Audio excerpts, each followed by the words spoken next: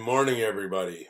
Wes here with Business Impact. I just wanted to jump in here and just share with you some insights that I've come across and been aware of for a long time, but just the importance of how important it is that as a business owner that you're doing everything that you can to grow yourself.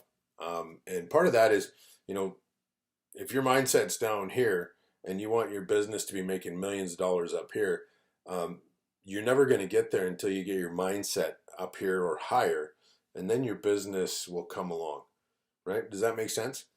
So one of the things I want to talk about is mindset today, because mindset is so powerful. I'm a recovering alcoholic and addict, and if everybody if anybody is to know about messed up mindset, it's me. I got batshit crazy going on up there some days, and it takes a lot of willpower and a lot of focus to keep the batshit crazy contained in a squirrel cage. And to do that, I use a number of tools.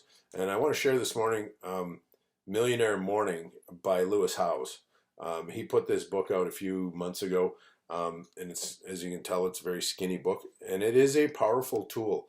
I've been following morning mindset practices for quite some time, and this one really put it all in one little tight package. So it's real simple, real easy for you to read. And the reason why I want to talk about mornings is because cognitively, me being an alcoholic, my mind is not as agile as it once used to be, I think. And I'll call that the alcoholic haze if you want. But for me, I've identified that my mornings is the best time for me to do high cognitive activity. So critical thinking activities I need to do early in the morning so that I can get through those before the afternoon comes in and I start to get bogged down and I start looking at, how many more cups of coffee can I drink, or, do I need to have a monster or two just to keep me going? Those kind of things. And when that happens, my cognitive function goes out the window. So what is it that you guys can do to set yourself up for success first thing in the morning so that you get into a routine? Because what I want to tell you is success is not willy-nilly. Success is not, wing it. Success is determined, consistent action to move your business forward, to move you forward, to move your family forward in life, right? And without that consistent, persistent forward action, right? That is, what's the word I'm looking for? It's just left me. and anyway, that if it's not an action that you determine that you need to physically take, mentally take, your brain, your 2,000 or 2 million-year-old lizard brain is going to say, no, you're not going to do that. It's going to talk you out of it. Mel Robbins, I was just watching a podcast by Mel Robbins, and she talks about it lots. Our brains will talk us out of doing anything that takes prefrontal cortex focus. And so if you do her 5-second rule, which is 5, 4, 3, 2, 1, take action, it engages this part of your brain and leaves this part alone. So you're, instead of autopilot, you're focused and engaged. And that's what I want to encourage you guys to do by using, a book like Lewis Howes to get the millionaire mindset kicked in first thing in the morning. And the reason for this is 97% of businesses in Canada, the statistic I read, they don't make $1 million. They never make $1 million. They go out of business before they get there. 97% of businesses. So what we want to do is to help create that millionaire mindset so that you can understand, going from how good you are on the skills, how good you are at your craft, how good you are on the tools, to actually understanding what you need to do and help you problem solve on how to grow a predictably successful business using a proper process, a system that's been proven. Why reinvent the wheel, right? So, look at McDonald's, for example. Ray Kroc did not see McDonald's as, a 5-star restaurant, but he did see great hamburgers, and every hamburger he had was the same hamburger. It wasn't, different flavor, didn't have more pickles. There was a system there. Those McDonald brothers figured out the system. And that's all we're talking about, is take a predictable, proven system and make it work. But first, got to get your mindset right. Right. So that is my challenge for you today. Mindset, habits, right? Getting in the habit. And the other piece I want to talk about is with mindset, and this is powerful, is affirmations. I took a habit program with a good friend of mine, Ray L. Kelly, about a year and a half ago, and he laid it out. And when the student is ready, the teacher appears. Well, that's kind of what happened with Ray L. and me.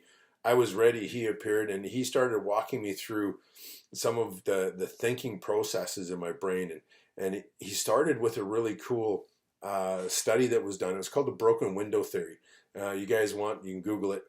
But essentially what the study was is, if you take a nice new neighborhood and over time you break a window in the neighborhood and that window does not get replaced, it's predictable in how long it will take for another window to get broken, and then another window to get broken, and then pretty soon the entire neighborhood just slides downhill into a slum where there's cars on blocks sitting everywhere, paint peeling, and the place is ugly.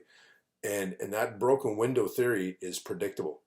Well, the same kind of thing goes on in our brain. When we tell ourselves an affirmation, and trust me, we are telling ourselves affirmations all day long, just not the good ones. And if you're telling yourself affirmations, right, that's a bad affirmation. That's a broken window. And the more you tell it, the more broken windows. Next thing you know, your entire neighborhood of your brain slides into the slum. And then the gangs take over. And this is what I found when I decided that I wanted to start saying affirmations to take control of my life back, to say, hey, I am a good person. I love myself unconditionally. When I would say those right after Rail's program, my brain would go, bullshit. And I'm going like, what the hell? And what Rail described, though, which was so cool, is those gangs that are running the streets in my brain, they're not good ones, and whatever gang you want to picture, go ahead, picture it. But when you come into your mind and you're saying a good affirmation that tries to help you change how you think and how you behave, you're taking the street back from that gang member. Do you think it's going to be easy? Hell no. They're not going to give up without a fight. So the first time you say, oh, you're a good person, I love myself unconditionally, and your brain goes, bullshit, that's the gang going, get off our street, right? So what you have to do is go in armed with and prepared to do battle with your mind. And so over time, and I don't know exactly when it happened, but I've been saying 25 affirmations to myself for well over a year and a half now. And probably 6 months into it, I noticed that when I said my first few affirmations, my brain stopped saying bullshit.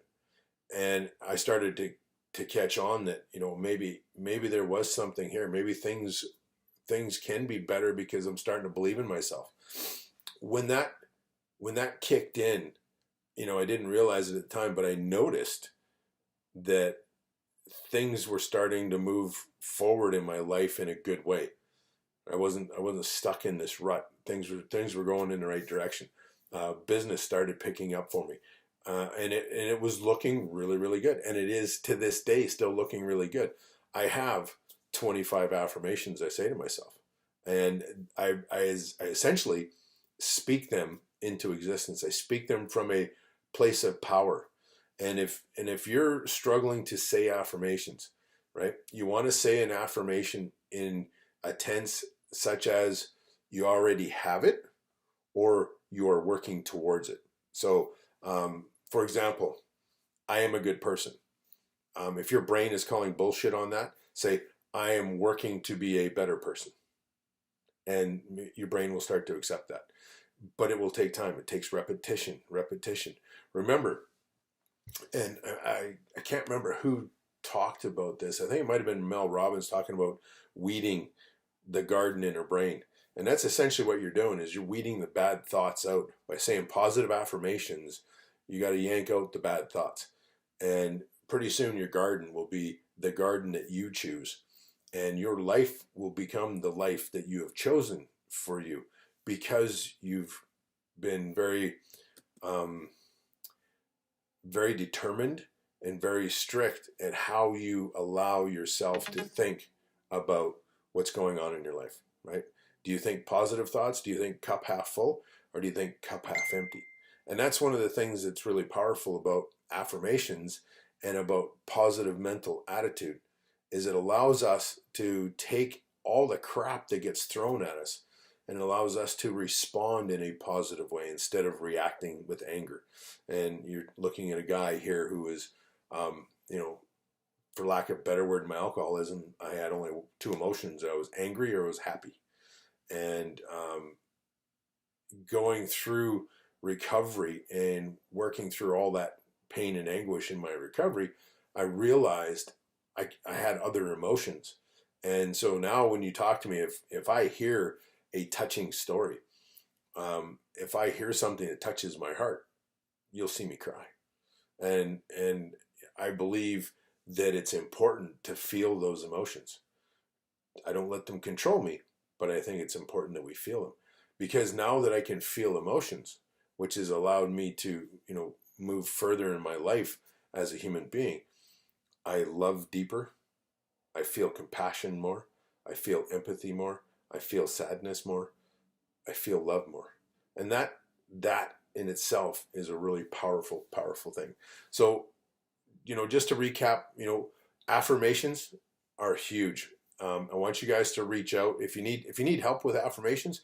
Reach out to Rael Kelly. Tell him I sent you, because he is really good at habit coaching. That's his claim to fame. He is a phenomenal guy. He has got an ugly backstory, but it's really what's made him who he is today. And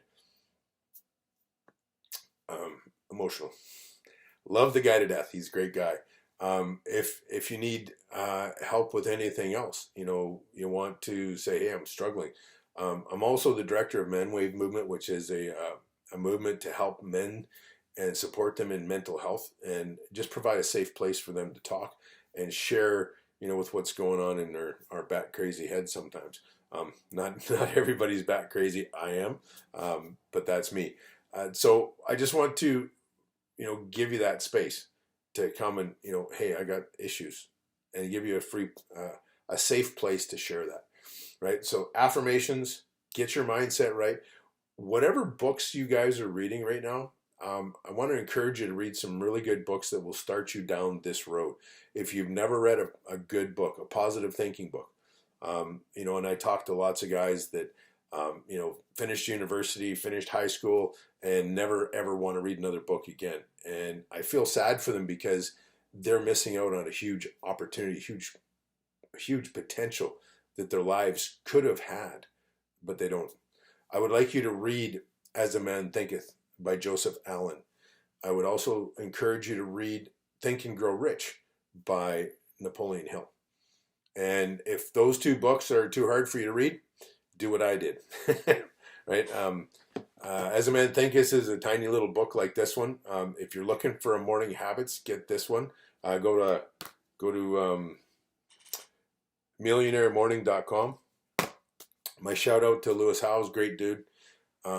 If you're struggling with reading those books, just keep reading them until it starts to sink in. And if you get to Think and Grow Rich by Napoleon Hill, when I read that book the first time, I did not understand what it was trying to tell me. And so I ended up having to read that book.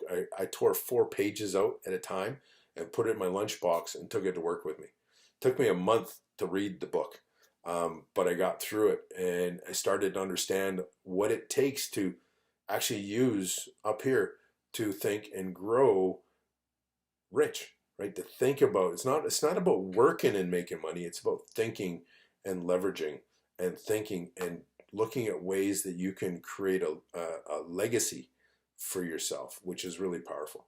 So I just wanted to share that with you guys this morning. That was kind of some stuff that was on my plate this morning, and I've been promising to do this video for several weeks, and now I just decided, hey, pull the trigger, let's get it done. So welcome to the first episode of my podcast. I don't even know what to name it yet, but look forward to the name, look forward to what's going on.